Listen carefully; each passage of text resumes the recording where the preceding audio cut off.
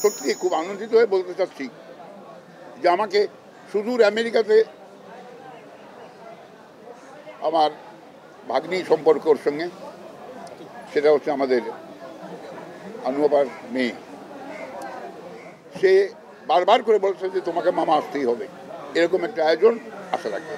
আল্লাহ আমাকে আসলে আপনাদের মাঝে হাজির করে দিয়েছেন। আমার শিল্পীরা অত্যন্ত খুশি যে আমি এসছি এতদিন পরে এখানে। আজকের এই বিশেষ এই দিনে আমি এখান দিয়ে আসছিলাম, যখন পোস্টারে বিভিন্ন শিল্পীর ছবি আছে, আমার জন্য এত কষ্ট, আমি এখানে দাঁড়িয়েছিলাম, আমার চোখ দিয়ে পানি চলে আসলো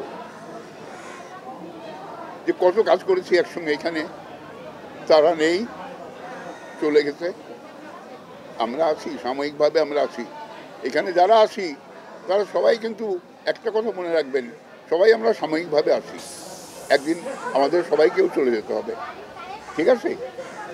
তো সেই জন্যে প্রস্তুত থাকতে হবে সবাইকে, এবং যতদিন আছেন দুনিয়ায় ভালো কাজ করতে হবে, ভালোমো কর্মকাণ্ড, যা যে এখানে আছেন ভালো করে কর্মকাণ্ড নিজ নিজ জায়গায় করবেন।